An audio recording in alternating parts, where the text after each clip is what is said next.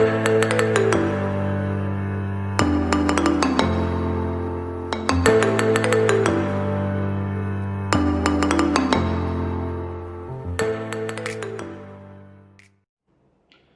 Everyone, this is RG. Welcome back to our YouTube channel. So basically chapter number 2 खत्म हो गया है और आज हम बेसिकली करने वाले हैं 60 मिनट के अंदर, यानी कि एक शॉट के अंदर इस चैप्टर को खत्म। फाइन। एंड जैसे कि हर वन शॉट में मैं बोलता हूं, अगर आपको चैप्टर नहीं आता है तो आपके लिए ये वीडियो नहीं है, ठीक है ना। आपको डेफिनेटली पूरी प्लेलिस्ट पे जाना चाहिए, सारे के सारे 31 लेक्चर्स पढ़ने चाहिए and then this video is for the revision purpose. Fine. आप इसको एक क्रैश कोर्स या एक रिवीजन पर्पस के तौर पे मान सकते हैं। सो this is our chapter in 60 minutes course. The chapter name is structure of atom.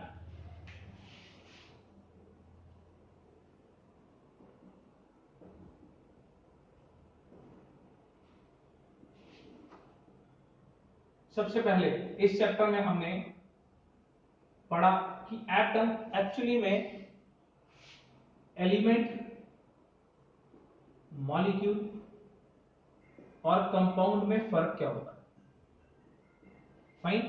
जिसमें हमने देखा कि एटम तो एक सिंगुलर चीज है, एलिमेंट एक जैसी सेम टाइप की चीज है, मॉलिक्यूल में एटम एक से ज्यादा होने चाहिए, वो चाहे एक जैसे हैं चाहे अलग अलग हैं, एंड कंपाउंड के अंदर डिफरेंट डिफरेंट कैटेगरीज होनी चाहिए और नंबर ऑफ एटम्स डेफिनेटली गिनती में एक से ज्यादा ही होंगे। यहां तो टाइप भी क्या है, एक से ज्यादा चाहिए। ये हमने पढ़ा फर्स्ट लेक्चर में। फाइन। देन हमने इस चैप्टर में पढ़ा कि एटम के तीन फंडामेंटल चीजें हैं, प्रोटॉन, इलेक्ट्रॉन एंड न्यूट्रॉन, ठीक है ना। प्रोटॉन जिसका मास 1 AMU के बराबर माना जाता है, इसके चार्ज को हम +1 चार्ज लेते हैं। 1 AMU का वैल्यू एक्चुअली में 1.67 into 10⁻⁻27 kilogram and 1 charge 1.6 into 10⁻⁻19 coulomb.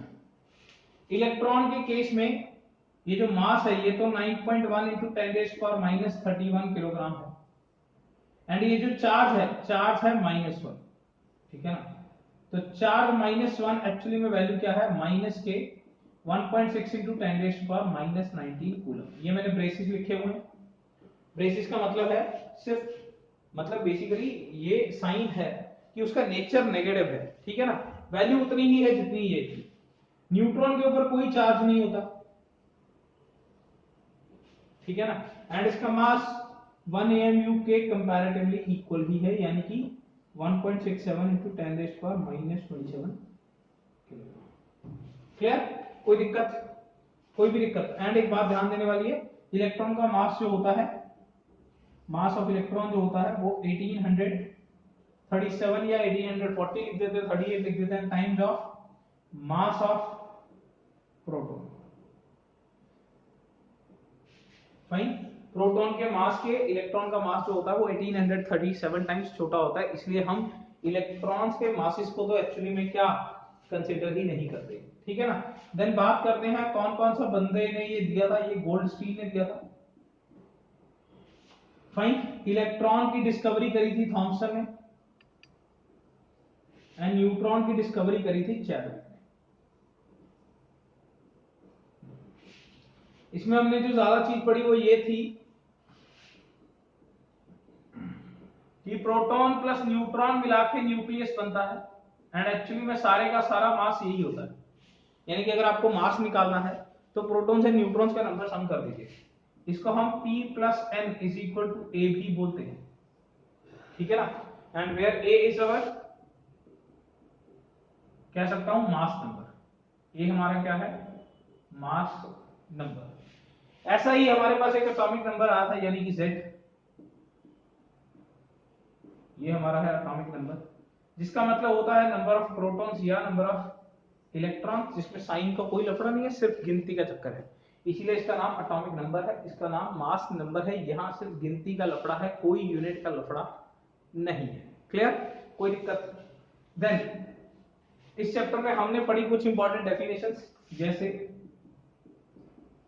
Isotopes जिसका सेम एटॉमिक नंबर है बट डिफरेंट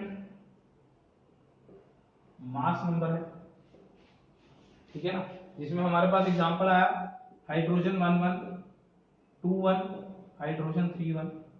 फिर हमने पढ़ा आइसो बार्स जिनका मास नंबर सेम है, एटॉमिक नंबर अलग है, जैसे आर्गन और calcium, argon is 40, calcium is 40, argon is 20, calcium is argon is 18, calcium is 20, कोई दिक्कत।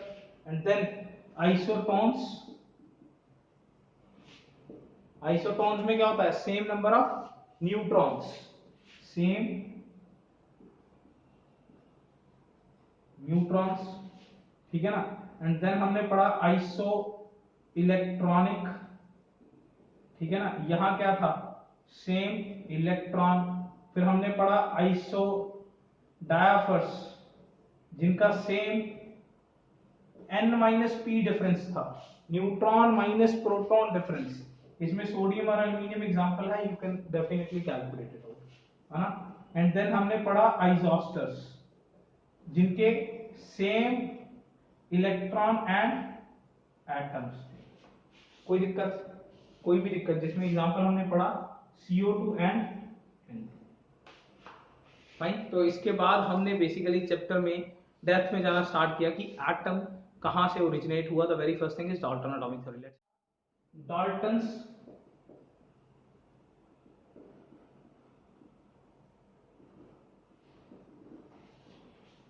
सो इसके बाद हमारे पास टॉपिक था डाल्टन एटॉमिक थ्योरी।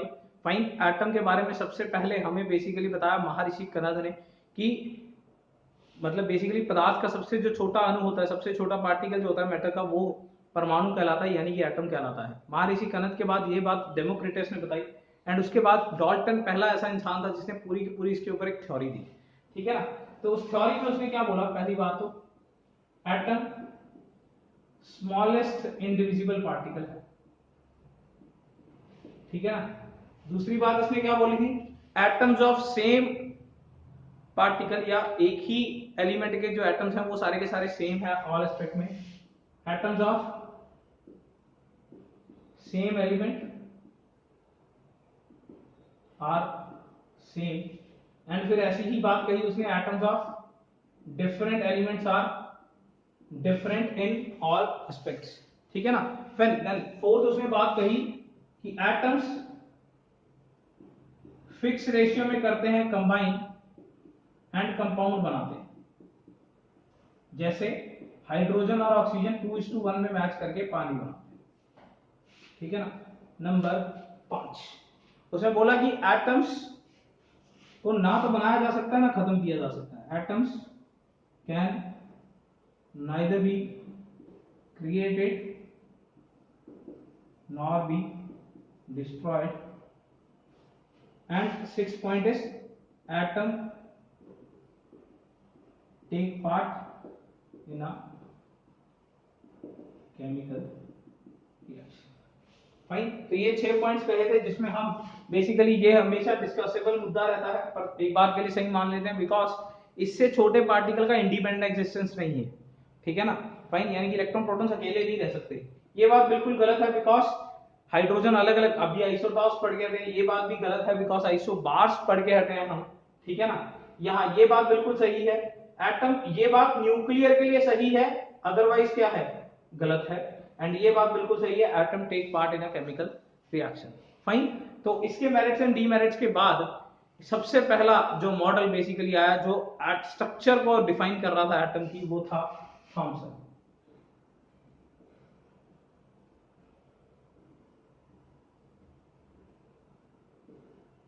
थॉमसन के अकॉर्डिंग एटम एक पॉजिटिव स्फीयर था जिसमें इलेक्ट्रॉन्स रैंडमली पड़े हैं, जैसे वाटरमेलन में सीड्स, हलवे में काजू, ठीक है ना, याद रखें एक ही बात है, फाइन, कोई दिक्कत वाली बात नहीं, इतनी टेंशन नहीं लेनी। सो ये मॉडल बेसिकली गलत है बिकॉज पूरे का पूरा एटम एक पॉजिटिव स्फीयर नहीं है। फिर भी ये बंदा इस बात के लिए जाना जाता है बिकॉज इलेक्ट्रॉन की डिस्कवरी इस बंदे ने क्रेडिट कर ली अपने नाम पे, फाइन। इससे पहले इलेक्ट्रॉन के बारे में किसने नहीं बोला था, इलेक्ट्रॉन्स वो नेगेटिवली चार्ज पार्टिकल्स हैं जो एटम के अंदर हैं, जो इस बंदे ने बोला, हालांकि वो बिखरे हुए हैं, ये बात प्रोबेबली इतनी सही नहीं निकल के आई, क्लियर। एंड दूसरी बात जिसके लिए ये बंदा फेमस है वो है न्यूट्रलिटी। इसने बोला एटम के अंदर जितनी पॉजिटिव चार्ज होता है उतना ही नेगेटिव चार्ज होता है तो एटम होल एक न्यूट्रल चीज होता है, स्टेबल नहीं बोल रहा हूँ, न्यूट्रल बोल रहा हूँ, फिर से रिपीट कर रहा हूँ, पहले भी किया था लेक्चर में, ठीक है ना। फाइन, स्टेबल का मतलब होता है रिएक्ट न करना, न्यूट्रल का मतलब होता है चार्ज ना हो। फाइन, देन थॉमसन हो गया गलत बिकॉज ये मॉडल सही जचा नहीं एटम के लिए, तो हमने नया बंदा लेके आए। नया बंदा कौन था? रदरफोर्ड। रदरफोर्ड का तो यार मॉडल का नाम ही बहुत ज्यादा फेमस है, Rutherford gold foil alpha scattering experiment, ठीक है ना। बेसिकली हमने एक थिन गोल्ड की शीट ली, वाई गोल्ड बिकॉज गोल्ड सबसे ज्यादा वैल्यूएबल है। अल्फा क्या होता है? हीलियम प्लस 2 चार्ज, ठीक है ना। इसके जब बम्बार्डेशन कराया और स्क्रीन पे देखे तो देखा कि मैक्सिमम तो मिल गए सीधा, एंड कुछ हो गए डेविएट, एंड कुछ हो गए बिल्कुल वापस। तो इससे हमें क्या पता चला? जो तो सीधा चलेगा इसका मतलब एटम के अंदर मैक्सिमम जगह खाली है, ठीक है ना। 19,990 आउट ऑफ 20,000, ये तो भाई साहब सीधा निकल गया, इसका मतलब मैक्सिमम जगह तो खाली है। अगर 9 पे देखें 20,000 में तो वापस आ गया, इसका मतलब अगर ये एक प्लस चीज थी, देखो हीलियम प्लस 2 चार्ज है, ये एक प्लस की चीज है, ठीक है ना, प्लस की चीज है, यहां से रिपेल हो रही है, इसका मतलब यहां भी कुछ प्लस है, वहां से कुछ डिस्कवर हुआ कि कुछ ना कुछ प्लस है, एंड उस चीज को हमने नाम दे दिया फिर न्यूक्लियस। ये बंदा किसके लिए जाना जाता है? न्यूक्लियस की डिस्कवरी के लिए जाना जाता है, ठीक है ना। एंड देन ये आ गया वापस, रिट्रेसेस बैक इट्स पाथ। जब वापस अपना पाथ लेके आ गया है तो फिर वहां से क्या पता चला? जब वो अपना पाथ वापस आ गया, इसका मतलब वो चीज ऐसी नहीं है क्योंकि बिकॉज मैं बड़ी तेजी से भागूंगा तो सामने कागज की दीवार होगी तो मैं बीच में से निकल जाऊंगा। ये इतनी स्पीड से आ रहा था अल्फा पार्टिकल, अगर ये कुछ ज्यादा दमदार चीज ना होती ना, इसके बीच में से निकल जाता या इसको उड़ा के ले जाता, पर ऐसा कुछ हुआ क्या? हुआ क्या? नहीं हुआ ना। इसका मतलब क्या है? ये बंदा तगड़ा भाई, इसमें भी पावर है, इसमें भी दम है, इसने वापस रिपेल कर दिया। इसका मतलब this is highly concentrated and the whole mass of the atom, सारे का सारा मास उसी जगह पे पड़ा है। क्लियर? कोई दिक्कत? देन इसमें बहुत ही अच्छी चीज हमने एक पढ़ी थी, बहुत ही ज्यादा एडवांस लेवल चीज पढ़ी थी, that you have calculate this particular distance, ठीक है ना। हमने ये डिस्टेंस निकाला था, आई हैव नॉट स्पेस, यहां है, तो 4kz square upon m alpha v alpha square. कोई दिक्कत? फाइन। सो ये रेडियस हमने निकाल लिया था कि कितनी दूरी से, ये रेडियस नहीं एक्चुअली में, this is r is the distance, की कितनी दूरी से वो जस्ट उसके पास आके वापस चला गया था। Whole derivation is done in the lecture. Fine, कोई दिक्कत? इसकी डेरिवेशन हमने कर रखी है 4kz square over m alpha v alpha square. कोई दिक्कत? रदरफोर्ड भी इस बात के लिए गलत होगा बिकॉज इसके डिस्कवर किए हुए इलेक्ट्रॉन्स यहाँ पता ही नहीं चलेगी कहाँ गए, तो इसके डिस्कवर किए हुए इलेक्ट्रॉन्स कहाँ हैं, तो उसने बोला कि वो आजू बाजू घूम रहे हैं सर्कुलर ऑर्बिट्स में, मतलब बेसिकली उसने बोला सर्कुलर पाथ्स में, मेरे को नहीं पता कहाँ है, ठीक है ना। तो उसने ये जरूर बोला कि हाँ इसके आजू बाजू घूम रहे हैं। तो वहां से एक थ्योरी आई कि अगर कोई चीज एक दूसरी चीज के अराउंड घूम रही है लगातार तो अल्टीमेटली उसकी एनर्जी लॉस हो जानी चाहिए and it should fall into the nucleus. अगर इलेक्ट्रॉन घूम रहा है तो घूमता घूमता एक बार बीच में गिर जाना चाहिए, जब गिर गया तो अल्टीमेटली एटम को कोलैप्स हो जाना चाहिए, सिकुड़ जाना चाहिए। ऐसा कुछ होता है क्या? बिल्कुल नहीं होता। इस बात के लिए ये बंदा हो गया गलत, एंड हम लेके आए नए बंदे को जिसका नाम है नील बोहर। That's it. नेक्स्ट जो बेसिकली थ्योरी आई हमारे पास उसका नाम है बोहर्स एटॉमिक थ्योरी। फाइन, तो बोहर ने बहुत ही ज्यादा पोस्टुलेट दिए, ऐसा माना जाता है एटम में जितनी बातें इसने बोल दी इतनी किसी भी ने भी नहीं बोली है, ठीक है ना। तो इस बंदे ने क्या कहा? सबसे point number 1, electrons energy shells में रोटेट कर रहे हैं, ठीक है ना, एनर्जी शेल्स में घूम रहे हैं। इसको नाम हमने दिया n, n1 का मतलब है k शेल, फिर l m n and so on. Fine, ऐसा करके हमने बताया कि इलेक्ट्रॉन जो है वो शेल्स में रिवॉल्व कर रहे हैं, ठीक है ना। पर ये बंदा रुकने वाला नहीं था। फाइन, इसने बोला कि शेल एक एनर्जी लेवल है and we have infinite number of energy levels, तो हम कैसे मानेंगे कि कौन सा एनर्जी लेवल सही है, ठीक है ना। तो इसने बोला सिर्फ उसी एनर्जी लेवल को वैलिड एनर्जी लेवल मानेंगे जिसका एंगुलर मोमेंटम mvr nh/2π आएगा, यानी कि जिसका एंगुलर मोमेंटम h/2π का इंटीग्रल मल्टीपल आएगा, सिर्फ उसी शेल को एक वैलिड शेल माना जाएगा, ठीक है ना। मैं जानबूझ के सिर्फ और सिर्फ फॉर्मूलास लिख रहा हूं ताकि आप बोहर को सारे को एक ही जगह पे कंपाइल कर सको, ठीक है ना। फिर इसने ये भी बोला कि अगर एक शेल के अराउंड इलेक्ट्रॉन ऊपर से नीचे आता है तो वो एनर्जी छोड़ रहा होगा, एंड अगर नीचे से ऊपर जाता है तो वो एनर्जी ले रहा होगा। तो अगर ऐसा हो रहा है तो वो कितनी एनर्जी छोड़ या ले रहा होगा, that is delta E is equal to hc by lambda. ये भी हमारे पास एक फॉर्मूला बन के आया था, एंड डेल्टा E बेसिकली क्या है? Energy of N2 shell minus energy of N1 shell is equal to hc by lambda. कोई दिक्कत? देन इस बंदे ने तो यार ये भी बता दिया कि वो जो इलेक्ट्रॉन घूम रहा है कितनी दूरी से, कितने रेडियस पे घूम रहा है। तो इसने बेसिकली बताया r is equal to 0.529 into 10 raised to power minus 10 n square by z meters। Fine. Next 5 radius के साथ साथ यार ये बंदा रुकने वालों में से था नहीं, इसने एनर्जी का भी फॉर्मूला बता दिया कि एक जो हम शेल की बात कर रहे हैं वो एक एनर्जी लेवल है, तो उसमें कितनी एनर्जी है, बिकॉज उसने बोला कि हर इलेक्ट्रॉन को घूमने के लिए मिनिमम उतनी एनर्जी होनी ही चाहिए। उसने बोला this is 13.6 z square by n square electron volt पर एटम। अगर आप इसको जूल में कन्वर्ट करना चाहते हो तो you can simply convert E as 1.6 into 10 raised to power minus 90। कोई दिक्कत? एंड अगर आप यहाँ पे दो का डिफरेंस निकालना चाहते हो तो यहाँ की शेल की एनर्जी निकालिए, यहाँ की निकालिए, डिफरेंस निकाल लीजिए, आंसर आ जाएगा। Next V 2.18 into 10 raised to power 6 Z upon n metre पर सेकेंड। क्लियर? यहाँ सबसे ज्यादा अगर कोई चीज है तो वो है ये वाली चीज, कि यानी कि वो उसकी कौन सी पावर के ऊपर डिपेंड कर रहा है, ये सबसे ज्यादा जरूरी है, बिकॉज रेशियो का अगर क्वेश्चन आता है तो ये बहुत ही सीधा सीधा निकल के आ जाता है। इसके अलावा भी मैंने आपको कुछ टर्म्स बताए थे जो कि कई बार एडवांस के क्वेश्चन में पूछा गया है, that is time period. Time period को आपने 2 पाई r ओवर v करके निकाल दिया था, ठीक है ना। अगर आपको पता है कि r n square by z है एंड आपको पता है कि this is z by n है, तो this is n cube by z square के प्रोपोर्शनल आ जाएगा। फाइन।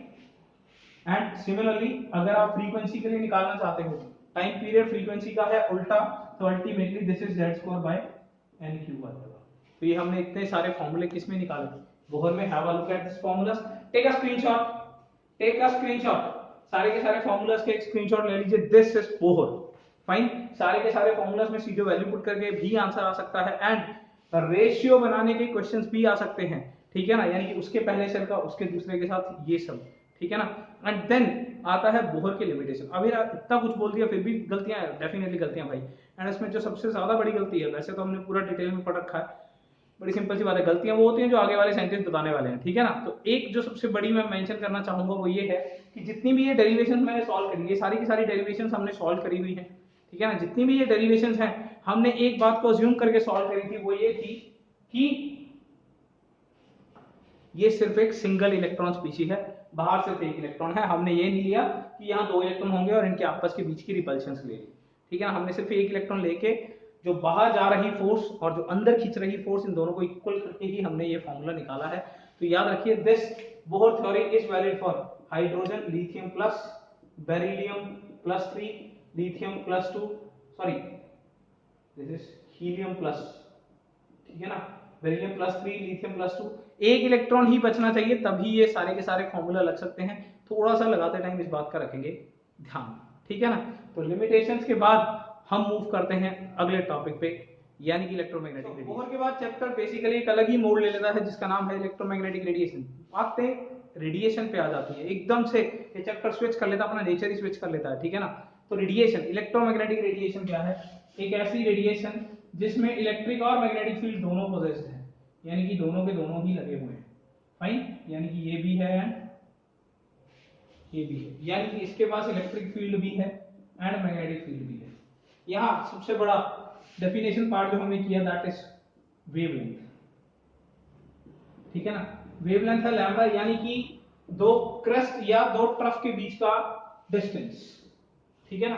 एंड इनके यूनिट्स बहुत ध्यान देने वाली बात है, the units of this are metre और सेंटीमीटर। देन हमने बात करी फ्रीक्वेंसी की, frequency denoted by symbol this and this is frequency is equal to c upon lambda. मैं सारे के सारे फार्मूला लिख रहा हूं, थोड़ा सा ध्यान रखना, ठीक है ना। सो this is basically second inverse, या फिर इसको यूनिट्स में हर्ट्ज भी बोला जाता है।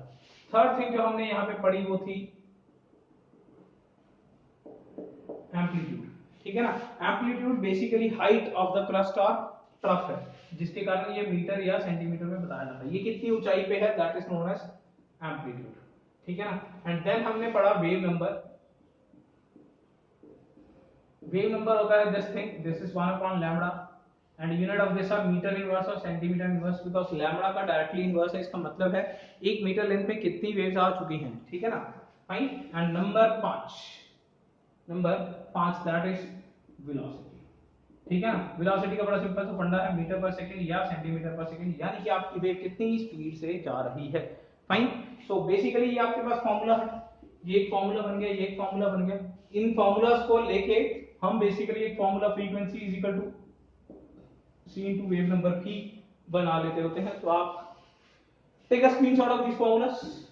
ठीक है ना, सारे के सारे एक जगह पे आप नोटबुक पे लिखते रहिए फॉर्मूलास। ठीक है ना, अभी मत लिखिए, बाद में लिख लेना सारे के सारे, take a screenshot of this thing. ठीक है ना। एंड इसके बाद हमने बेसिकली बनाया इलेक्ट्रोमैग्नेटिक रेडिएशंस का स्पेक्ट्रम, यानी कि जितनी भी हमारे पास इलेक्ट्रोमैग्नेटिक रेडिएशन है उनका एक ऑर्डर। ठीक है ना, ऑर्डर को याद करने का बड़ा सिंपल सा तरीका था, that is CGVXUVIMR।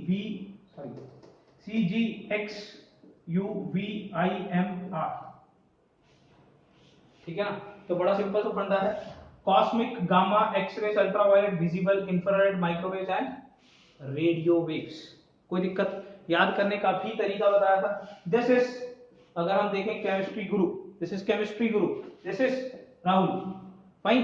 So this is chemistry guru, this is Rahul, this is XUV गड्डी and this is विम। कोई दिक्कत, अदरवाइज आप ये भी याद कर सकते हैं, केमिस्ट्री गुरु के पास XUV गड्डी है एंड उसको कहते हैं आई एम राहुल। कोई दिक्कत, क्लियर, कोई भी दिक्कत। फाइन। तो इसका हमें याद रखना है ऑर्डर कि किसके बाद कौन सा आता है, किसके बाद कौन सा आता है। एंड देन इलेक्ट्रोमैग्नेटिक रेडिएशंस का रोला हो जाता है, लफड़ा हो जाता है। क्या इलेक्ट्रोमैग्नेटिक रेडिएशंस नेचर में वेव हैं या पार्टिकल? ये इस चैप्टर का बहुत बड़ा क्वेश्चन है।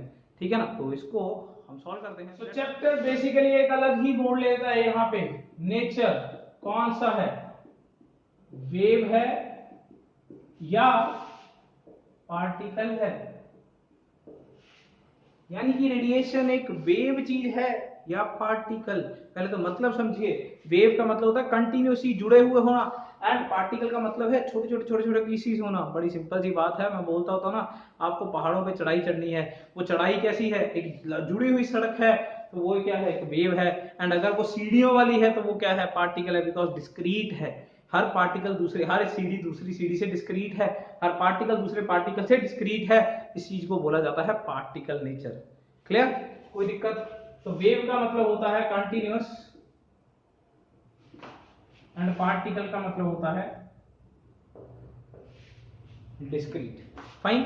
अब हमने बहुत सारे तर्क बनाए सिर्फ ये बात प्रूव करने के लिए कि भाई ये वेव है या पार्टिकल। तो इलेक्ट्रोमैग्नेटिक रेडिएशन में जो पहला तर्क बनाया गया दैट इज डिफ्रैक्शन।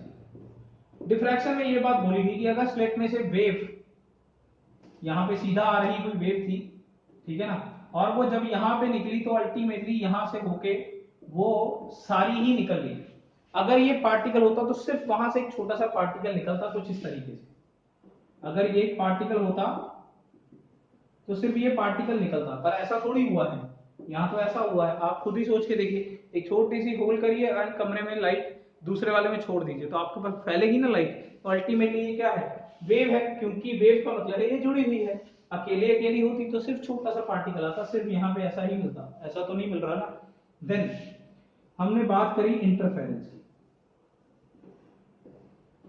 ठीक है ना। इंटरफेरेंस में क्या होता है कि एक क्रस्ट जो है वो दूसरे क्रस्ट के ऊपर बैठ जाती है, ठीक है ना। अब यार एक क्रस्ट दूसरे क्रस्ट के ऊपर ओवरलैप तभी करेगी जब एक्चुअली में वो एक वेव होगी, बिकॉज एक पार्टिकल दूसरे पार्टिकल के ऊपर कैसे ओवरलैप करेगा, ठीक है ना। तो यहाँ पे हमने दो चीजें पढ़ी, वन इज कंस्ट्रक्टिव, ये तो कंस्ट्रक्टिव है तो अल्टीमेटली एम्पलीट्यूड बढ़ गया इसमें, ठीक है ना। एंड वन इज डिस्ट्रक्टिव, अगर इसका क्रस्ट है इसका ट्रफ है तो अल्टीमेटली हमारे पास ये खत्म हो जाएगी।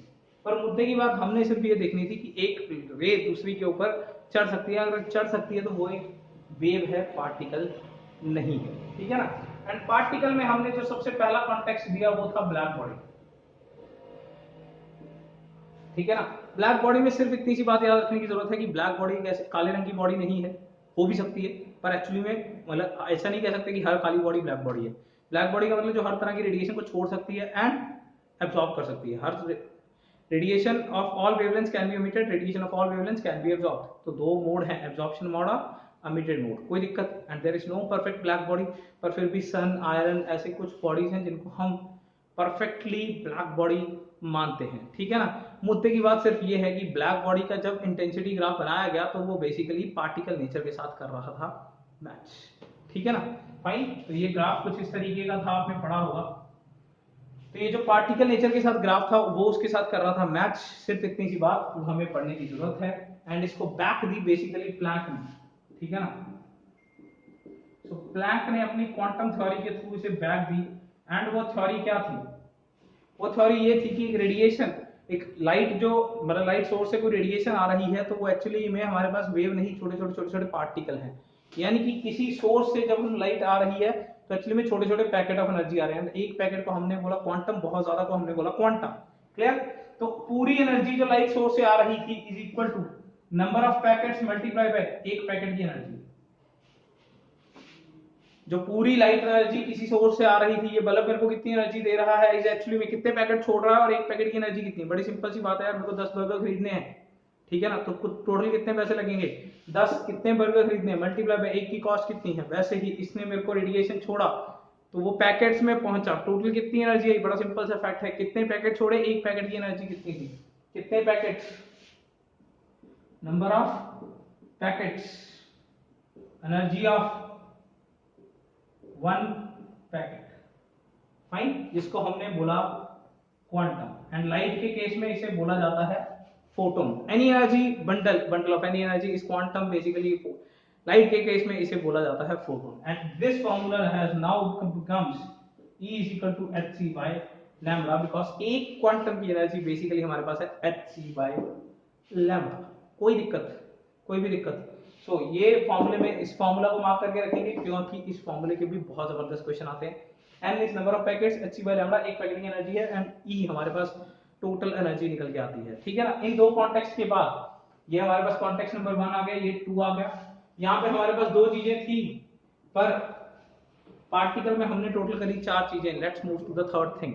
लेट्स मुद्दा हमारा चल रहा है वेव नेचर या पार्टिकल नेचर। एंड पार्टिकल में अभी भी तर्क बाकी हैं, 2 तर्क हो चुके हैं, black body and Planck's quantum theory. And तीसरा तर्क जो इसने दिया पार्टिकल के लिए, that is photo electric effect. Fine, मतलब बेसिकली यार एक मेटल सरफेस है, ठीक है ना। एक मेटल सरफेस है, यहां से रेडिएशन आई एंड यहां से इलेक्ट्रॉन का इजेक्ट होना, ये होगा या नहीं होगा।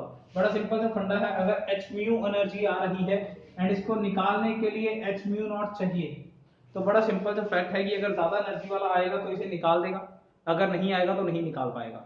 बड़ा सिंपल सा फैक्ट है, अगर h म्यू नॉट से ज्यादा है तो ये इलेक्ट्रॉन इजेक्शन हो जाएगा, अगर h म्यू नॉट से कम है तो इलेक्ट्रॉन इजेक्ट नहीं होगा। अगर बिल्कुल इक्वल है तो निकल तो जाएगा पर मूव नहीं कर पाएगा, इलेक्ट्रॉन अपनी जगह पे खड़ा रहेगा, ठीक है ना। यहाँ पे हमने बहुत अच्छे अच्छे तर्क पढ़े थे। बड़ा सिंपल सा तर्क है कि अगर सपोज 500 एनर्जी आ रही है, निकालने में 100 लग गई, तो बची हुई 400 क्या है, बची हुई 400 इस इलेक्ट्रॉन की काइनेटिक एनर्जी है। बड़ा सिंपल सा फंडा है, आपने घर से 500 रुपए चोरी किए, वॉचमैन को पटाया, बाहर निकलने के लिए 100 रुपए दिए, आपके पास खर्च करने के लिए कितने बचे, दैट इज 400।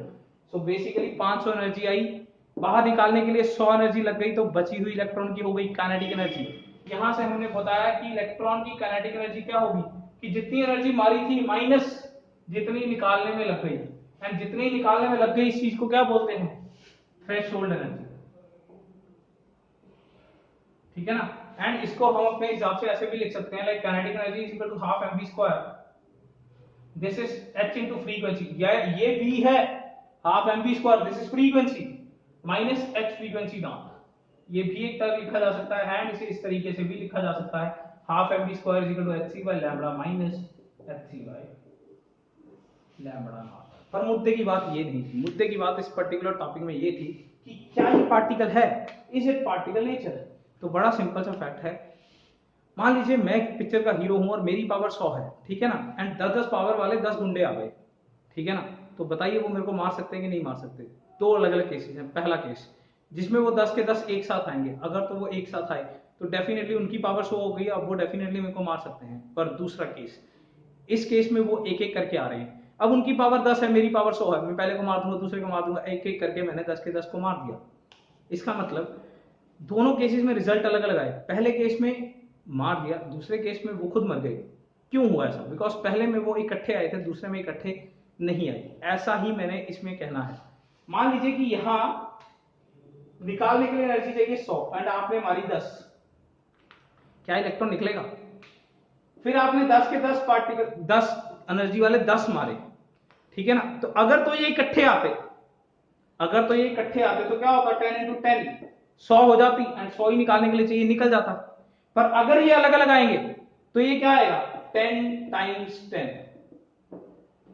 इस केस में हो जाएगा, इस केस में नहीं होगा। एंड एक्चुअली में क्या देखा गया कि नहीं हुआ। एक्चुअली में क्या देखा, ध्यान दीजिए क्या है, अगर इकट्ठे आएंगे तो हो जाएगा, अलग अलग आएंगे तो नहीं होगा। पर एक्चुअली में क्या हुआ, नहीं हुआ। नहीं हुआ का मतलब क्या है, ये अलग अलग आएगा। अलग अलग का मतलब क्या है, पार्टिकल नेचर। ध्यान दीजिए दोबारा से, अगर इकट्ठे आते तो निकाल देते, बिकॉज 10 100 चाहिए थी, 10 10 वाले 10 आ गए, 100 आ गई, निकाल देते। पर नहीं निकल रहा क्योंकि ये अलग अलग आए हैं। एंड अलग अलग मतलब पार्टिकल, कोई दिक्कत? Fine. So this was the third तर्क जो हमें ये बताता है कि इलेक्ट्रोमैग्नेटिक रेडिएशंस वेव नहीं क्या है, पार्टिकल है। Fine. Next move to the fourth तर्क, that is spectrum.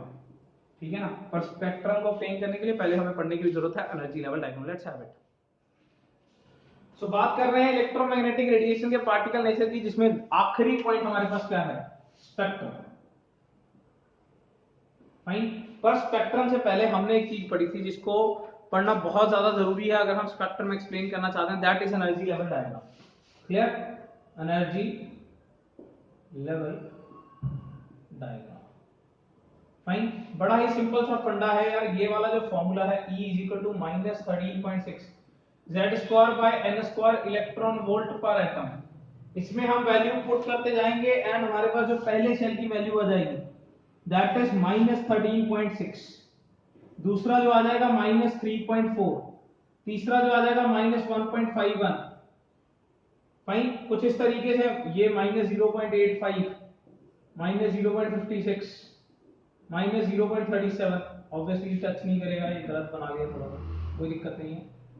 Fine. n is equal to 2, n is equal to 3, n is equal to 4, n is equal to 5, n is equal to 6 and so on जाता जाएगा up to n is equal to infinity and यहाँ answer आ जाएगा 0।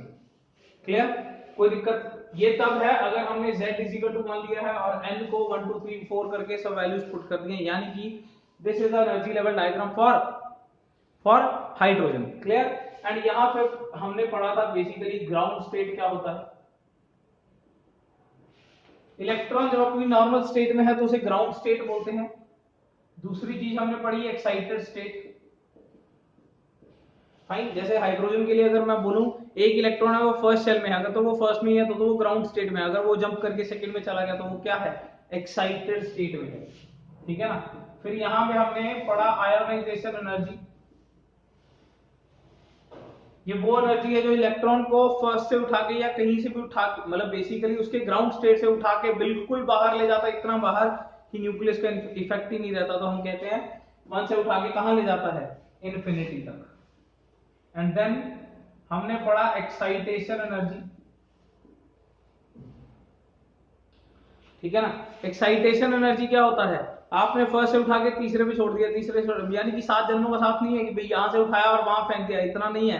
Clear? यहां से चढ़ाया और रास्ते में छोड़ दिया, दैट इज एक्साइटेशन एनर्जी। कोई दिक्कत? एंड फिफ्थ फिर हमने इसमें पढ़ा that is binding energy. Binding energy का मतलब होता है बीच में से उठाया और इन्फिनिटी पे छोड़ा है, यानी कि बड़ा सिंपल सा फंडा है, यहाँ 1 से उठाया इन्फिनिटी पे छोड़ा है, यहाँ 1 से उठाया किसी n पे छोड़ दिया, एंड यहाँ किसी n से उठाया और यहाँ पे इन्फिनिटी पे छोड़ दिया, that is known as binding energy. कोई दिक्कत वाली बात, कोई भी दिक्कत वाली बात? एंड इसमें जो सबसे ज्यादा जबरदस्त ध्यान देने वाली बात थी वो ये थी कि अगर आपको कहीं पे 7th एक्साइटेड स्टेट लिखा हुआ है, आपको कहीं पे 7th एक्साइटेड स्टेट लिखा हुआ है तो इसका मतलब होता है n इज इक्वल टू 8। इसके हमने बहुत ज्यादा क्वेश्चंस भी किए थे। अगर आपको सेकंड एक्साइटेड स्टेट लिखा हुआ है, suppose you are given the second excited state, that means n is equal to 3। कोई दिक्कत? कोई भी दिक्कत? नाउ इसकी हेल्प से हम बेसिकली करके देखते हैं spectrum. Let's have it.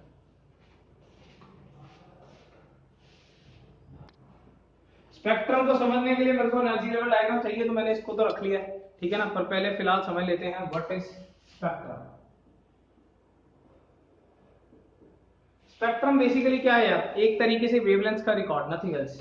Wavelength सारी की सारी आपने ट्रैक करके लिख के रख ली कि मेरे पास ये वेवलेंथ है, ये वाली है, ये वाली इतने एंगस्ट्रॉम, इतने एंगस्ट्रॉम, इतने एंगस्ट्रॉम, जितनी वेवलेंथ्स की वैल्यू अवेलेबल है उसको एक रिकॉर्ड में रखना, that is known as spectrum. This known मतलब ये जो साइंस है ये स्पेक्ट्रोस्कोपी कहलाती है। क्लियर, कोई दिक्कत? एंड स्पेक्ट्रोमीटर या स्पेक्ट्रोग्राफ से हम बेसिकली क्या करते हैं, इसको मेजर करते हैं। फाइन, फंडे की बात क्या है? स्पेक्ट्रम जो है बेसिकली हमने पढ़ा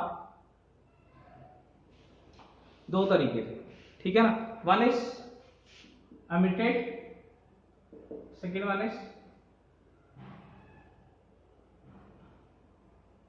absorbed या absorption spectrum, ठीक है ना। One is emitted spectrum, second one is absorption spectrum। बड़ा सिंपल सा फंडा है। देखो emitted के अंदर फिर हमने दो चीजें पढ़ी, one is continuous, second one is discrete. And discrete के अंदर आगे दो चीजें पढ़ी, बैंड और लाइन। फाइन, अगर मैं बहुत आसान भाषा में समझाऊं तो बड़ा ही सिंपल सा फंडा है कि ये आया प्रिज्म, यहां से एक रे आई, फाइन, और यहां पे वो जितना हिस्सों में स्प्लिट होना था हो गई, एंड यहां हमने उसे किसी फिल्म पे ऑब्टेन कर लिया, ठीक है ना। एंड यहां हमने लिख लिया कि ये वेवलेंथ है, ये वेवलेंथ है, ये वेवलेंथ है, ये है, ये है, ये है। तो ये हमारा बेसिकली क्या बन गया, स्पेक्ट्रम। ये हमारा क्या बन गया, स्पेक्ट्रम। तो बड़ा सिंपल सा फंडा है, if we have all wavelengths, कोई ऐसी वेवलेंथ नहीं है जो हमसे छूटी है, हमारे पास सारी की सारी वेवलेंथ है। तुम वैल्यू बताओ कि क्या तुम्हारे पास 5112 वेवलेंथ है? यस है। क्या तुम्हारे पास इतनी वेवलेंथ है? यस है। अगर हमारे पास सारी की सारी वेवलेंथ अवेलेबल है तो वो होता है कंटिन्यूस। एंड जब व्हाइट लाइट यहाँ पे स्ट्राइक करती है तो सारी वेवलेंथ मिलती है, विबग्योर बनता है, ठीक है ना। यहाँ पे क्या बनता है, विबग्योर बनता है। एंड कब बनता है, व्हाइट लाइट से। पर बैंड में क्या होता है, बैंड में होता है कि हमारे पास कुछ सेट ऑफ वेवलेंथ है, फिर कुछ सेट गायब है, फिर कुछ सेट ऑफ वेवलेंथ है, कुछ सेट गायब है, एंड फिर कुछ सेट ऑफ वेवलेंथ है, कुछ सेट गायब है। This is known as band. And ऐसा कब होता है, जब मॉलिक्यूल से निकलती हैं, ठीक है ना। Fine, and then is line spectrum. Line spectrum में क्या है, कुछ कुछ वेवलेंथ है, बस रैंडम वेवलेंथ है कुछ कुछ। फाइन, सारी की सारी वेवलेंथ नहीं है, तब हमारे पास क्या बनता है, line spectrum. Clear. And then हमारे पास आता है एब्जॉर्प्शन, यानी कि यहां पे हम कोई ना कोई सोल्यूशन रख देते हैं। सोल्यूशन के कारण ये जो रेडिएशन है इसका कुछ पार्ट यहाँ पे सोख लिया जाएगा। अगर सोख लिया जाएगा तो सारे का सारा यहाँ पे स्पेक्ट्रम नहीं मिलेगा, यहाँ पे कुछ मिलेगा, डार्क स्पॉट। इसको मैं क्या कह देता हूं, dark spot. This is known as absorption spectrum. Absorption spectrum का मतलब क्या है कि सोल्यूशन ने उसमें से कुछ एब्जॉर्ब कर लिया, जिसके कारण कुछ वेवलेंथ क्या हो गई, गायब, ठीक है ना। एंड इसमें जो हमारे मुद्दे की चीज है वो है लाइन स्पेक्ट्रम, ठीक है ना। तो next topic is line spectrum of hydrogen, ठीक है ना। अब लाइन स्पेक्ट्रम ऑफ हाइड्रोजन का मतलब क्या है, यहां से समझते हैं। ये हाइड्रोजन का मैंने एनर्जी लेवल डायग्राम बना लिया, बड़ा सिंपल सा फंडा है, ठीक है ना। अब आपके पास यहाँ पे डिफरेंस 10.2 है, यहाँ पे जो डिफरेंस है वो 12.09 है, यहाँ पे जो डिफरेंस है वो 1.89 है। फाइन, कोशिश करा करो यार याद ही रह जाए। मैंने डिफरेंसेस ऐसे याद किए हुआ ताकि सीधा सीधा कैलकुलेशन में पुट किए जा सके, कहीं भी आता है तो। क्लियर, न्यूमेरिकल बहुत आसान हो जाता है। फिजिकल केमिस्ट्री एक ऐसा पार्ट है जिसमें मैथ्स ही गुरु है, ठीक है ना। तो बड़ा सिंपल सा फंडा, this is 10.2, this is 12.09, this is 1.89, कोई दिक्कत। अब आप मेरे को बताओ, आपके पास लिमिटेड डिफरेंसेस ही है ना, क्या आपके पास 10.4 डिफरेंस है? आप कैसे भी करके मेरे को 10.4 डिफरेंस बना के दिखा दो कि सर इसका और इसका ले लो, 10.4 आ जाएगा। नहीं आएगा, बिकॉज ये 10.2 है तो ये उसके बाद 12.09, उसके बाद तो बढ़ेगा। हम कभी भी कुछ इस तरीके से डिफरेंस नहीं ले सकते कि 10.4 आ जाए। ऐसा तो लेंगे नहीं कि यहाँ से 10.2 ले लेते हैं, यहाँ से कहीं से 0.2 ले लेते हैं, ये भी पॉसिबल नहीं। हो तो अलग हो गया ना, वो एक अलग ट्रांजिशन है, ये एक अलग ट्रांजिशन है। इलेक्ट्रॉन का दूसरे से पहले पे आना एक अलग ट्रांजिशन है, एंड 8वें से 7वें पे आना वो एक अलग ट्रांजिशन है, ठीक है ना। मतलब ये तो पॉसिबल ही नहीं है कि हम 10.4 ले सके। तो बड़ा सिंपल सा फंडा है, जब भी इलेक्ट्रॉन ऊपर से नीचे आता है तो वो एक एनर्जी छोड़ता है। हमने ये बात पढ़ी हुई थी, delta E is equal to hc by lambda. जब इलेक्ट्रॉन ऊपर से नीचे आ रहा है तो एनर्जी चेंज होता है, डेल्टा E है, उसके रिस्पेक्ट में आता है लैम्डा। क्या आपके पास सारे डेल्टा E हैं?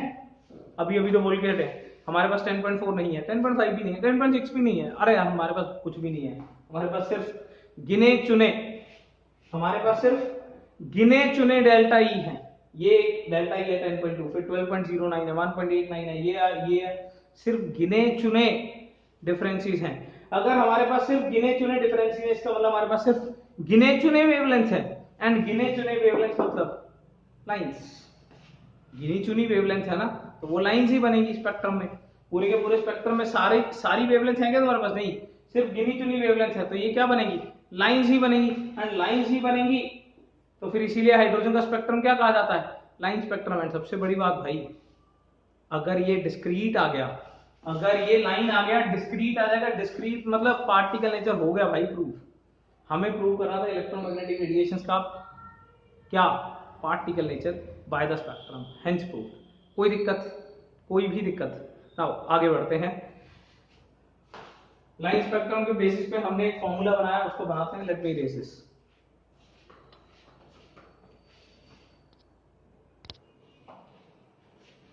सो लाइन स्पेक्ट्रम की हेल्प से देन हमने निकाला रेडबर्ग का फॉर्मूला। बड़ा ही सिंपल सा फंडा है, वो बिना निकाले भी वैसे सारे आंसर आ जाते हैं। बड़ा सिंपल सा फंडा क्या है कि अगर ऊपर से इलेक्ट्रॉन नीचे आ रहा है तो वो कोई पक्का रेडिएशन छोड़ रहा होगा, एंड हमें उसका निकालना है वेवलेंथ। तो बड़ा ही सिंपल सा फंडा है कि En2 से En1, या एक्चुअली में फाइनल स्टेट N1 है, ये N2 है। अगर हम इसको देखें तो ये बेसिकली क्या आ जाएगा?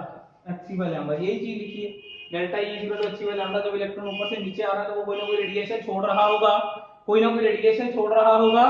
तो N1 से अगर N2 एनर्जी निकाल देंगे तो क्या बन जाएगा? hc बाय लैम्डा के इक्वल आ जाएगा। अब N1 और En2 का फॉर्मूला पुट कर दो, ये वाला, यानी कि 13.6 z square upon N1 square, 13.6 z square upon N2 square. दोनों को पुट करो और तुम्हारे पास एंड में फाइनली क्या बन जाता था? 1 upon lambda is equal to r z square 1 upon N1 square minus 1 upon N2 square. कोई दिक्कत? एंड r को हमने क्या बोल दिया था? रिडबर्ग्स, जिसकी वैल्यू है 10.9677 मीटर इनवर्स। ठीक है ना? कोई दिक्कत? कोई भी दिक्कत नहीं यहां तक?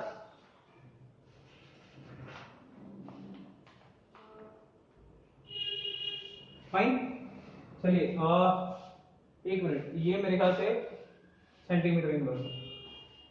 हाँ जी, यहां तक हो गया हमारा। इसके बाद हमने जो पढ़ा वो था Lyman, Balmer, Paschen, Brackett, Pfund and Humphrey. And इसका नाम क्या था? Spectral series. फाइन। बड़ा ही सिंपल सा फंडा है। अगर मैं यहां पे बनाऊं, मेरे पास एनर्जी लेवल डायग्राम बना हुआ है, काफी काम की चीज है। देखिए बड़ा ही सिंपल सा फंडा है। अगर पहले पे गिर रहा है कुछ तो अप टू इंफिनिटी तक, ये बेसिकली क्या है? लाइमन। तो पहले पे गिरना है सबको तो लाइमन है, दूसरे पे गिरा तो बाल्मर, तीसरे पे गिरा तो पास्चन, चौथे पे गिरा ब्रैकेट, पांचवें पे गिरा पीफंट, छवें पे गिरा हम्फ्री। ठीक है ना? इसमें क्वेश्चन सीधा सीधा N1 और N2 ना देके ऐसे भी दिए होते हैं कि भैया आपको थर्ड लाइन ऑफ पास्चन दिया है, थर्ड लाइन ऑफ पास्चन दिया। अब बड़ा सिंपल सा फंडा है, पास्चन मतलब 3 पे गिरा है, तो पहली लाइन 4th से गिरेगी, दूसरी 5th से गिरेगी, तीसरी 6th से गिरेगी। यानी कि इसका मतलब क्या है? ट्रांजिशन छठे से लेके थर्ड पे हुआ है। फाइन। 6 से लेके 3 पे हुआ है। देखिए पास्चन का मतलब है थर्ड पे गिरेगा, दिस इज पास्चन। ठीक है ना? तो पहली 4th से थर्ड, फिर 5th से थर्ड, फिर 6th से थर्ड। इसलिए आपको पहली लाइन, आखिरी लाइन, मार्जिनल लाइन, ठीक है ना, तो ये सब कुछ हमने पूरे का पूरा हर एक के लिए ग्राफ बनाया था। मैंने बेसिकली ये 4 के लिए पूरी सीरीज लिखी थी, 2 के लिए आपको लिखने के लिए दी थी, अगर आपको याद हो तो बहुत ही सिंपल सा फैक्ट है। हमने फर्स्ट लाइन, सेकंड लाइन, इस तरह के क्वेश्चनों में डायरेक्टली N1 N2 ना देके वो स्पेक्ट्रल लाइन बता देते हैं कि चौथी लाइन है हम्फ्री की, भाई निकालो। तो आपको N1 N2 यहां से बेसिकली देखना पड़ेगा। ठीक है ना? कोई भी दिक्कत? कई बार सीधा वेवलेंथ का क्वेश्चन आ जाता है एंड रिडबर्ग की फॉर्म में ही आंसर दिया हुआ होता है। एंड यहाँ पे R को फिर ये RH लिख देते हैं कई बार, because this is true for hydrogen. अगर Z इज इक्वल टू 1 ले रहे हैं तो इस केस में, अदरवाइज ये R ही है। जब तक यहाँ Z लिखा हुआ है तब तक तो यहाँ पे R ही है। कोई भी दिक्कत? क्लियर? देन क्वेश्चन हमारे पास आता है नंबर ऑफ स्पेक्ट्रल लाइंस का। देन जो क्वेश्चन आता है वो है नंबर ऑफ स्पेक्ट्रल लाइंस का। स्पेक्ट्रल लाइंस का क्वेश्चन है, मतलब ऊपर से अगर नीचे तक आया तो कितनी नंबर ऑफ लाइंस आएंगी, ठीक है ना। यानी कि बड़ा सिंपल सा फंडा है, जितनी लाइंस आएंगी ना उतने ही हमारे पास डिफरेंट वेवलेंथ अवेलेबल है, क्योंकि हमें भी पता है जितनी लाइंस आएंगी उतने डेल्टा ई अवेलेबल है। बिकॉज यहां से यहां और यहां से यहां अगर दो अलग अलग लाइंस हैं तो दो अलग अलग डेल्टा ई हैं, दो अलग अलग डेल्टा ई हैं तो दो अलग अलग वेवलेंथ है। तो ऐसा क्वेश्चन आता है how many number of spectral lines या how many different type of radiations has been emitted. तो बड़ा सिंपल सा फंडा है, हमें वो चेक करने का तरीका आता है, that is the formula is n into n minus 1/2, ठीक है ना। एंड ये कब लगाना है, ये तब लगाना है अगर चीजें ग्राउंड स्टेट पे आ रही है, फाइन। एंड अगर किसी n2 स्टेट से n1 स्टेट पे आ रही है तब फॉर्मूला क्या था, delta n into delta n plus 1 divide by 2। हालांकि ये फॉर्मूला किस तरीके से बना है मैंने आपको प्रूव करके दिया था। अगर इसमें आंसर 6 आ रहा था तो मैंने सारी की सारी बना के दिखाई थी आपको कैसे बनेगी। मान लीजिए फोर्थ के लिए कि फोर्थ से फर्स्ट पे सीधा आ गया, फोर्थ से सेकंड पे आया, थर्ड पे आया, थर्ड से फर्स्ट पे आ गया, फिर फोर्थ से सेकंड पे आया, सेकंड से वन पे आ गया, एंड फिर फोर्थ से थर्ड, थर्ड से सेकंड, सेकंड से वन। अगर आप 4 के लिए यहां वैल्यू पुट करोगे तो this comes out to be 4 into 4 minus 1 divided by 2, this comes out to be 6। And अगर आप यहां पे देखोगे तो ये भी 6 अलग अलग ही बन रही होंगी। हालांकि टोटल लाइंस 8 है पर 2 इसमें रिपीट हो रही होंगी, तो ultimately answer comes out to be 6 different spectral lines, 6 different wavelengths, कोई दिक्कत। So this is all about number of spectral lines, fine. Then अब हम यहां तक बेसिकली स्पेक्ट्रम खत्म होने के बाद ये बात प्रूव कर देते हैं कि इलेक्ट्रोमैग्नेटिक रेडिएशन, जिसके बारे में दोनों तर्क दिए जा चुके हैं, वेव के तर्क भी दिया जा चुका है एंड पार्टिकल का तर्क भी दिया जा चुका है। इसका मतलब इलेक्ट्रोमैग्नेटिक रेडिएशन ना ही वेव है ना ही पार्टिकल, छोड़ो, दोनों ही है, ये वेव भी है और पार्टिकल भी है। Let's have the new thing that is dual nature of the metal, let's have it. Next, electromagnetic radiation के लिए अगर हम बोले वेव में हम 2 तर्क दे चुके हैं एंड पार्टिकल में हम लोग 4 तर्क दे चुके हैं, एंड अल्टीमेटली हम इस मुद्दे पे पहुंचते हैं कि ये वेव भी है पार्टिकल भी है। इसका मतलब ये डुअल नेचर है, फाइन। पर यहां पे फिर एक बंदा आया जिसका नाम है de Broglie.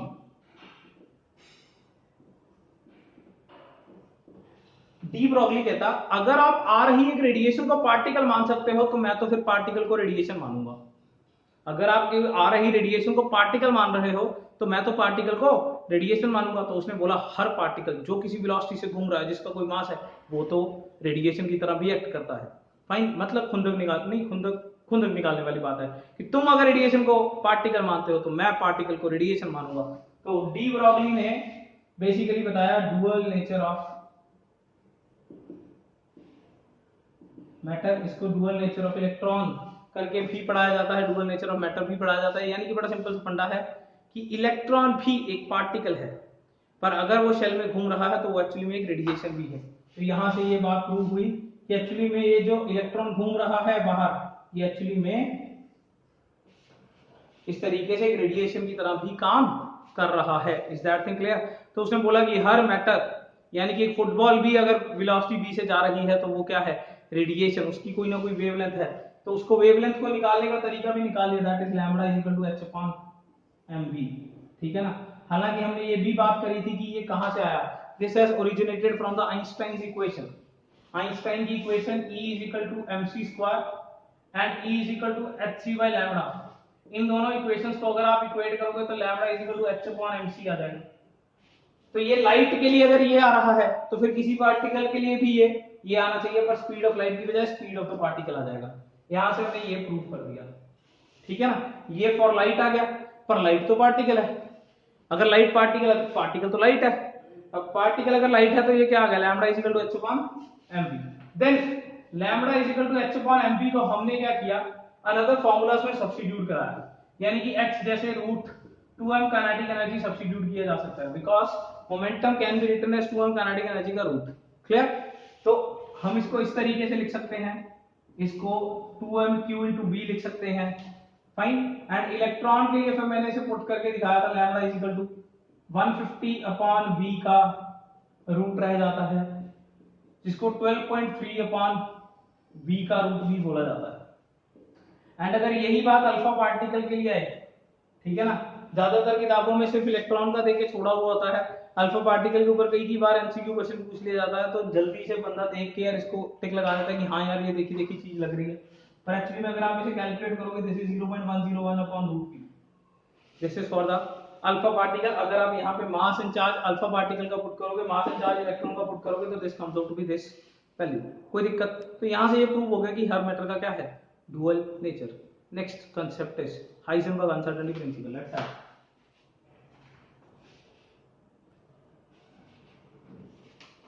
so next topic is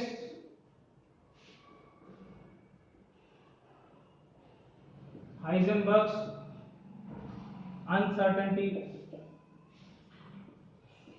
principle।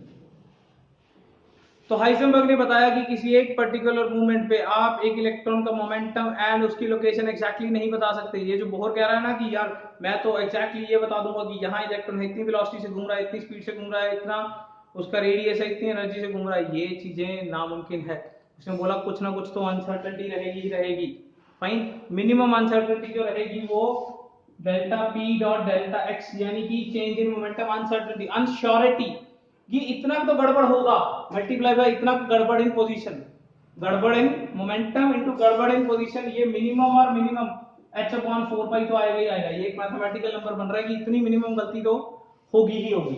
ठीक है, इसको हमने सब्स्टिट्यूट करा के delta E dot delta T में भी सब्स्टिट्यूट करा लिया था, डेरिवेशन पूरी की पूरी प्लेलिस्ट में पड़ी है।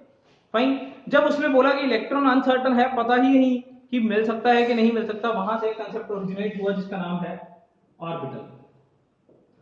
फाइन, एंड ऑर्बिटल बेसिकली क्या है, ऐसा 3D स्पेस है जहां इलेक्ट्रॉन मिलने के चांसेस सबसे ज्यादा हैं। याद करिए मैंने अभी भी यही बात बोली है कि इलेक्ट्रॉन मिलने के चांसेस बहुत ज्यादा है, मैंने ये नहीं कहा कि अभी भी पक्का है। हो सकता है कि आप इलेक्ट्रॉन ढूंढने निकलो और वो मिले ही ना, क्योंकि इलेक्ट्रॉन मिलने के चांसेस ज्यादा है, ये तो पक्का नहीं है ना कि इलेक्ट्रॉन मिलेगा। ठीक है ना, एंड ये बात ऑर्बिटल की, ये जो बात है ये हाइजेनबर्ग को पूरी पूरी सूट कर रही है, बिकॉज हाइजेनबर्ग ने भी यही बोला था आप एग्जैक्टली पोजीशन नहीं बता सकते, ऑर्बिटल भी यही बात कहता है। ठीक है ना, एंड देन हमने किया था ऑर्बिटल एंड ऑर्बिट के अंदर डिफरेंस। ठीक है ना, तो बड़ा ही सिंपल सा फैक्ट है कि ऑर्बिटल में तो यार 2 इलेक्ट्रॉन आ सकते हैं, इसमें आ सकते हैं 2s पर। ये एक स्पेस है, ये एक सर्कुलर पाथ है, ये 3D में है, ये प्लेनर चीज है। ठीक है ना, बस इतनी मेन चीजें हैं जो ध्यान रखने वाली हैं, और ये हाइजेनबर्ग को श्योर कर रहा है और ये हाइजेनबर्ग के अगेंस्ट में है, बिकॉज ऑर्बिट तो ये कहता है कि हमारे अंदर ये पड़ा इलेक्ट्रॉन, जबकि ये बात बिल्कुल सही नहीं है।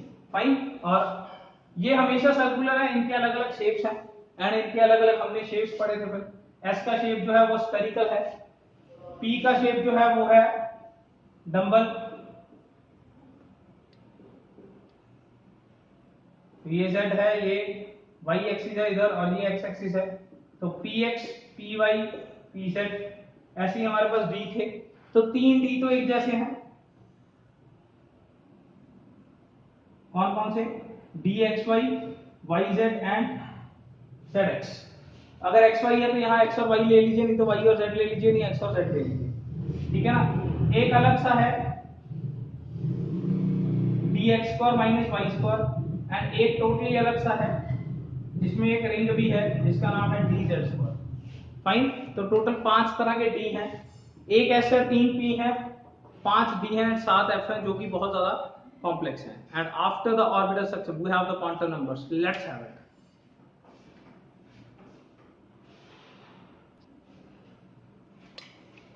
So next topic is quantum numbers. So 4 quantum number है हमारे पास। सबसे पहला है प्रिंसिपल क्वांटम नंबर, ये बेसिकली हमें बताता है शेल के बारे में। ठीक है ना, and second one is subsidiary या एजीमुथल क्वांटम नंबर, ये होता है L, एंड इसको सॉल्व किया जाता है 0 से n-1 तक। फाइन, एंड इसमें ध्यान रखने वाली बात क्या होती है कि L0 को S सबशेल बोला जाता है। ठीक है ना, सिमिलरली 1 को P, 2 को D, 3 को F सबशेल बोला जाता है। Third one is magnetic quantum number. Magnetic quantum number m से बताता है, एंड ये बताता है ऑर्बिटल। ये एल से था और ये बताता है सबशेल। क्लियर? तो बड़ा ही सिंपल सा फंडा है, M is equal to minus L से प्लस एल। कोई भी दिक्कत यहां तक। And fourth is spin quantum number. Spin quantum number बताता है एस से, एंड एस बताता है ओरिएंटेशन। एस बताता है ओरिएंटेशन, जो कि बेसिकली है प्लस ऑफ और माइनस ऑफ, जिसको अपर एरो और डाउनवर्ड एरो से लिखा जाता है, क्लॉकवाइज और एंटी क्लॉकवाइज। हालांकि this is not a fixed analogy, किसको प्लस लिखना है किसको माइनस लिखना है। यहां मैंने एक बहुत जबरदस्त इंटरेस्टिंग क्वेश्चन दिया था, वो ये था कि आप बताइए कि क्वांटम नंबर्स की वैल्यू, ये जो स्पिन क्वांटम नंबर्स की वैल्यू है, ये प्लस हाफ और माइनस हाफ ही क्यों ली गई है, और कोई नंबर क्यों नहीं लिया, +1 और -1 क्यों नहीं लिया। इसको चेकआउट करने के लिए जाइए प्लेन लिस्ट देखिए पूरी की पूरी, एंड देन मूव करते हैं हम कुछ रूल्स पे, जिसमें पहला रूल था पॉलीज एक्सक्लूजन प्रिंसिपल।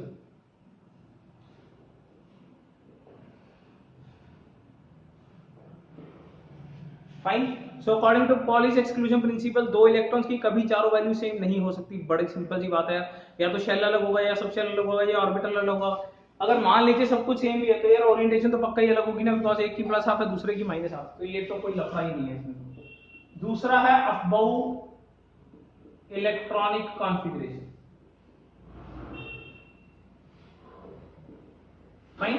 ये बहुत इंपॉर्टेंट टॉपिक है, जिसका मानना है कि electron should be filled according to the increasing energy order of subshell. ठीक है ना, electron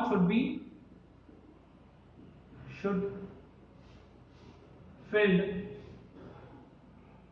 according to increasing energy of subshell. Electron जो है वो increasing energy order of subshell की फॉर्म में भरे जाते हैं। ठीक है ना, तो इसमें हमने बेसिकली क्या बनाया था, जैसे 1s 2s 2p 3s 3p 3d 4s 4p 4d 4f, ठीक है, 5s 5p 5d। तो इस तरीके से हमने बोला, सबसे पहले 1s फिर 2s फिर 2p 3s फिर 3p 4s, इस तरीके से हमने बनाया। सबसे पहले 1s आता है, फिर 2s फिर 2p फिर 3s फिर 3p फिर 4s फिर 3d फिर 4p फिर 5s। क्लियर? एंड देन फिर 4d फिर 5p। क्लियर? तो इस तरीके से ये ऑर्डर है। एक बात का ध्यान रखना है कि s में इलेक्ट्रॉन 2 आ सकते हैं, p में 6 आ सकते हैं, d में 10 आ सकते हैं, एंड f में 14 आ सकते हैं, बिकॉज बात हो रही है सबशेल की। अगर बात होती है ऑर्बिटल की, तो इलेक्ट्रॉन 2 ही आ सकते थे, बिकॉज एक प्लस हाफ और एक माइनस हाफ। कोई दिक्कत? क्वांटम नंबर के ऊपर भरे हुए क्वेश्चन कराए हैं मैंने, जबरदस्त 5-6 वैरायटीज के क्वेश्चन कराए हैं। यहाँ पे क्रोमियम कॉपर जैसी कॉन्फ़िगरेशन में डिफॉल्ट जैसे क्वेश्चन आते हैं। ठीक है ना, और क्वांटम नंबर कौन से एग्जिस्ट करते हैं कौन से नहीं करते, लास्ट इलेक्ट्रॉन के लिए वो निकाल के दिखाइए कि क्वांटम नंबर वैल्यूज क्या होंगी, क्या सेट होगा। बथेरे क्वेश्चन है। एंड देन हमने क्वेश्चन इसमें किए नंबर ऑफ अनपेयर्ड इलेक्ट्रॉन्स के, उसके लिए हमने पढ़ना है होन्स प्रिंसिपल। ठीक है ना, तो देखेंगे हमारे पास थर्ड प्रिंसिपल था Hund's rule of maximum spin multiplicity. Fine. तो होन ने बेसिकली क्या बोला था कि भाई electron should be filled first in the orbital, then the pairing should start. ठीक है ना, first orbitals should be filled and then the pairing should start। यानी कि बड़ा सिंपल सा फंडा, अगर आप नाइट्रोजन लिख रहे हो तो this is 1s2 2s2 2p 3, तो अगर आप p के 3 भरना चाहते हो तो 1 2 3 इस तरीके से भरने हैं, बिकॉज ऐसे स्पिन ज्यादा आता है, आधा आधा आधा 1.5 आ गया। अगर आप ये भरते तो ये गलत है, ये सही है। इन्हीं के ऊपर ही हमने बेसिकली क्रोमियम कॉपर जैसी चीजों का तर्क बताया था। क्लियर? कोई दिक्कत? क्रोमियम कॉपर में ध्यान रखने वाली बात है कि any type of partial configuration is unstable, and any type of partial full and half configuration, exactly full and half is more stable. कोई दिक्कत? देन नेक्स्ट टॉपिक हमारे पास आता है nodes and nodal planes. Let's have it. So next topic is nodes and nodal planes. ठीक है ना, दो तरीके के होते हैं, planar and non planar. Non planar को नॉन स्फेरिकल बोला जाता है, एंड नॉन प्लेनर को रेडियल, स्फेरिकल, एंड रेडियल के केस में यहाँ इसको एंगुलर बोला जाता है। टोटल गिनती है n-1, इसकी गिनती है l एंड इसकी गिनती है n-l-1। फाइन, तो अगर l है तो देखिए s के लिए l वैल्यू 0 है, तो नोड भी क्या है 0 है। ये मैंने p बना दिया, कोई भी एक p बना के दिखाया है। तो ये एक ऐसा प्लेन है, ठीक है ना, जहां से अगर कट करेंगे तो 0 प्रोबेबिलिटी आएगी। यहाँ l1 है तो नोड भी क्या है 1 है। सिमिलरली हमने d ऑर्बिटल के अंदर किया,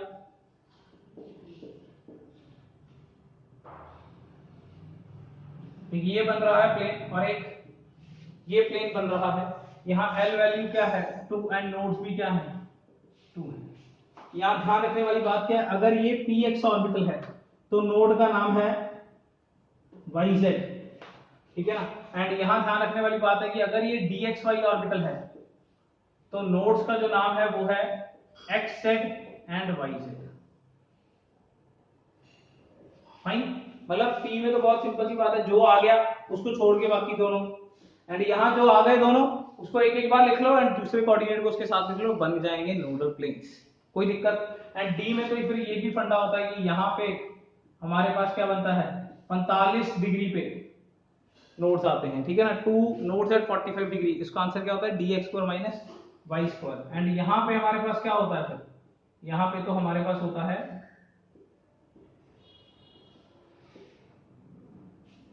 कोनिकल नोड्स। यहाँ पे हमारे पास क्या थे कोनिकल नोड्स, कोई दिक्कत। So this is all about planar nodes. And non planar का बड़ा सिंपल सा फंडा है। नॉन प्लेनर में तो क्या करना होता है, गिनती निकालनी है पहले तो। सपोज 4s है, सपोज 4s है तो बड़ा सिंपल सा फंडा है। 4s पे क्या करना है, n की वैल्यू 4, s की वैल्यू 0, मतलब l के लिए, and this is 1, this comes out to be 3। तो आपको क्या बनाना है, एक ऐसी जगह बनानी है जिसमें 3 गैप आने चाहिए बस।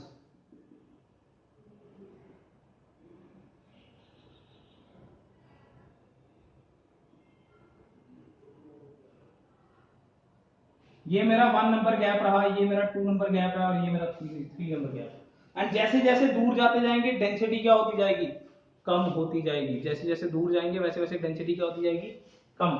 कोई दिक्कत, बिकॉज यहाँ इलेक्ट्रॉन मिलने के चांस ज्यादा है, यहाँ इलेक्ट्रॉन मिलने के चांस कम है। अगर मैं छोटा सा एरिया वहां पे भी मार्क कर दूं, सपोज जस्ट रैंडम 1 सेंटीमीटर, वैसे 1 सेंटीमीटर स्क्वायर बहुत बड़ी बात है, पर 1 सेंटीमीटर एयर मतलब 1 सेंटीमीटर एरिया या 1 सेंटीमीटर क्यूब वॉल्यूम में यहाँ पे मार्क कर दूं और यहाँ पे मार्क कर दूं, इलेक्ट्रॉन मिलने के चांस कहाँ है, यहाँ ज्यादा है। एंड यहाँ पे फिर हमने नई चीज पढ़ी, दैट इज साई। साई एक ऐसा वेव फंक्शन है, साई एक ऐसा वेव फंक्शन है जो हमें इलेक्ट्रॉन को ढूंढने में हेल्प करता है। हालांकि इसका कोई फिजिकल सिग्निफिकेंस नहीं है, इसका कोई फिजिकल सिग्निफिकेंस नहीं है ना। मुद्दे की बात है Sai square. Sai square is probability density, Sai square is probability density. बड़ा ही सिंपल सा फैक्ट है, प्रोबेबिलिटी डेंसिटी मतलब एक पर्टिकुलर एरिया यहाँ पे मार्क कर लिया कि यहाँ पे मार्क कर लिया, तो कहाँ ज्यादा चांसेस हैं, यहाँ ज्यादा चांसेस हैं, तो ये उसकी प्रोबेबिलिटी डेंसिटी होती है। क्लियर, कोई भी दिक्कत, एक पर्टिकुलर यूनिट वॉल्यूम में कितना चांस है वो प्रोबेबिलिटी डेंसिटी है, ठीक है ना। एंड देन अगर मैं इसको किसी वॉल्यूम v से मल्टीप्लाई कर देता हूं या dv से कुछ पार्ट से या पूरे वॉल्यूम से, तो ये बेसिकली होल वॉल्यूम में आपकी प्रोबेबिलिटी आ जाएगी, कोई दिक्कत। फाइन, अगर इसको पूरा ब्रीफली करना है जैसे हमने किया है, ठीक है ना, उसके 10 हिस्से कर लिए, 10 मीटर की रोड थी उसके 10 हिस्से कर लिए। अगर सपोज 50 केजी का पूरा ये सिस्टम है तो 1 मीटर जो है वो 5 केजी का है। अब आप इसके टोटे करोगे 1-1 मीटर के तो भी वो डेंसिटी तो 5 केजी ही रहेगी, पर रॉड का मास क्या हो जाएगा, कम हो जाएगा। या फिर 10 टोटे मत करो, 2 टोटे कर लो, तो 50 केजी बिकम्स 25 वो कितना कितना बन जाएगा 25 बन जाएगा, पर 1 मीटर का मास तो 5 केजी रहेगा ना, यानी कि probability density remains same. Density होता है पर यूनिट चीज जो हमने निकाली है। क्लियर, कोई भी दिक्कत। नेक्स्ट मूव करते हैं Schrodinger danger equation, Schrodinger wave equation, let's have it. Next topic है श्रोडिंगर वेव इक्वेशन।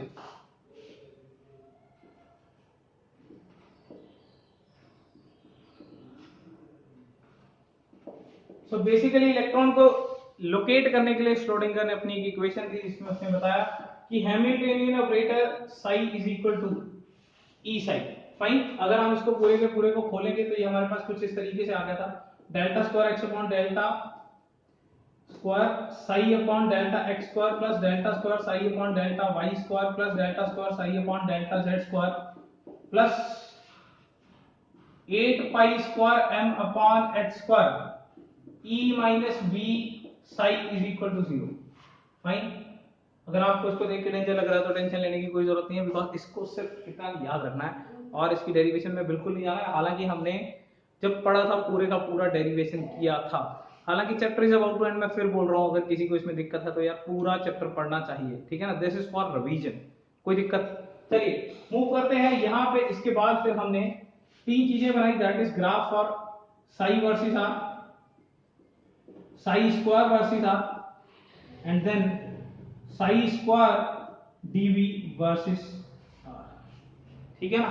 तो हमने देखा कि सपोज ये 4s के लिए बनाना है तो n माइनस l माइनस 1 करके 4 माइनस 0 माइनस 1 करके 3 आ रहा है। तो ये जो पहला a ग्राफ है, ये जो a ग्राफ है ये s के लिए तो ऊपर से स्टार्ट होगा, क्यों, बिकॉज s में बिल्कुल बीच में डेंसिटी क्या होती है, ज्यादा होती है, ठीक है ना। तो ऊपर से स्टार्ट होगा एंड 1 2 3 इस तरीके से आ जाएगा, 1 2 3 मार्किंग है हमारी यहाँ, बिकॉज 3 जगह पे तो प्रोबेबिलिटी बिल्कुल 0 लगेगी। And this is the first graph psi versus R. As psi is a wave function तो बेसिकली यहाँ पे प्लस माइनस साइंस आने चाहिए। इसको अगर मैं बोलूं आपको, अगर ये यहाँ पे बनाओ ना, अभी भी बनाया था ना, तो ये यहाँ पे ऐसा कह सकते हैं, this is plus this is minus, फिर this is plus this is minus, ऐसे। भाई ये बनाए थे ना ऐसे, अभी अभी हमने डायग्राम बनाया, तो ये प्लस आ गया, ये माइनस आ गया, ये प्लस आ गया, माइनस आ गया, वेव फंक्शन के according. Then B psi square का, देखो साई तो वेव फंक्शन है, साई स्क्वायर क्या है, प्रोबेबिलिटी डेंसिटी। याद रखना Sai square is not probability, this is probability density, ठीक है ना। तो ये ऊपर से स्टार्ट होगा बिकॉज बीच में प्रोबेबिलिटी डेंसिटी बहुत ज्यादा है, यहाँ पे सेंटीमीटर स्क्वायर और यहाँ पे सेंटीमीटर स्क्वायर, कहां ज्यादा मिलेगा, यहाँ इलेक्ट्रॉन मिलने के जहां ज्यादा है, यहाँ ऊपर ज्यादा होगा, फिर ये कम होगा। एंड कितनी बार टच करेगा, 3 बार टच करेगा, बिकॉज 3 जगहों पे तो आपको ऐसा लगेगा कि इलेक्ट्रॉन है ही नहीं है। एंड देन ग्राफ ऑफ सी, जो कि बेसिकली बहुत, क्योंकि बिल्कुल शुरू में तो है ही नहीं है, तो ये बिल्कुल कम से स्टार्ट होके बढ़ता ही जाएगा, बिकॉज बड़ी सिंपल सी बात है, मेरे मिलने के चांसेस, मेरे घर में अगर इतने हैं तो मेरे शहर में इतने हैं, मेरे जिले में इतने हैं और मेरी कंट्री में इतने ज्यादा हैं। तो जैसे जैसे वॉल्यूम बढ़ता जाएगा, बिकॉज दिस इज साथ में डीवी कंसेप्ट भी है, जैसे जैसे वॉल्यूम बढ़ता जाएगा वैसे वैसे चांसेस बढ़ते जाएंगे, कोई दिक्कत। Fine, so this is the whole structure of atom in 60 minutes, हमने पूरा कर लिया है। This is one shot of structure of atom. Comment section में जरूर बताना आपको ये लेक्चर कैसा लगा, and if you have any doubt you can, अगर आपको कोई भी टॉपिक पूरा ब्रीफली पढ़ना है तो आप प्लेलिस्ट में जा सकते हो, वहां जाके पूरे के पूरे 31 लेक्चर्स को पूरा ब्रीफली पढ़ सकते हो। फाइन, पढ़ते रहिए, बेस्ट ऑफ लक, लगे रहिए मैं आपके साथ।